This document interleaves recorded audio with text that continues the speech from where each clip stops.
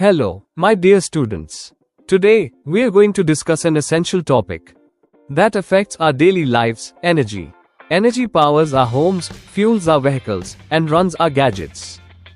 But have you ever wondered where this energy comes from? Let's explore the various sources of energy and understand how they impact our world. So, what is energy? Energy is the ability to do work. It's what makes things move, heat up, or light up.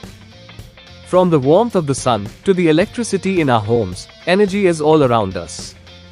It enables plants to grow, animals to move, and humans to perform countless activities.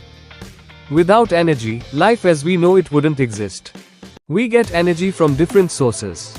These sources are divided into two main types: renewable and non-renewable energy sources. Let's talk about non-renewable energy first.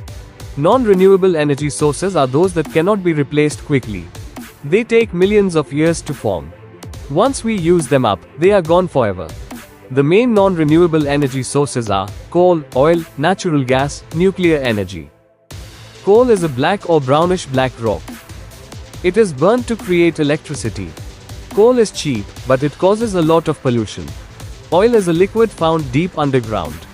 It is used to make gasoline for cars, diesel for trucks, and fuel for airplanes. Oil also pollutes the air when burned. Natural gas is a gas found near oil deposits.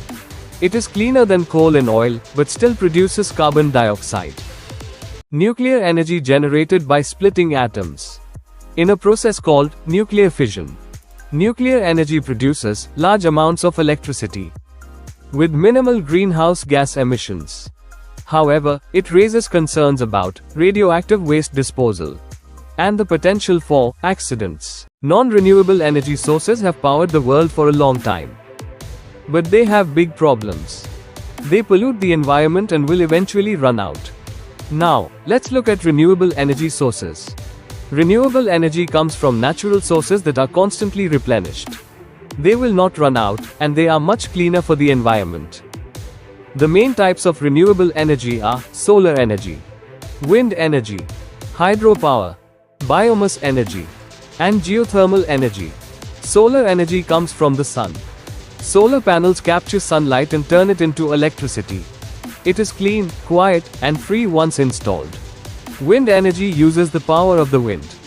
Wind turbines spin when the wind blows and create electricity. Wind farms can be found in open plains and offshore areas. Hydropower uses moving water like rivers or waterfalls. Dams are built to control the water flow and generate electricity. It is one of the oldest and most common forms of renewable energy. Biomass energy comes from plants and animals. It includes wood, crops, and animal waste. Thermal energy uses heat from deep inside the earth. This heat can produce electricity or provide direct heating. It is very reliable and available year-round.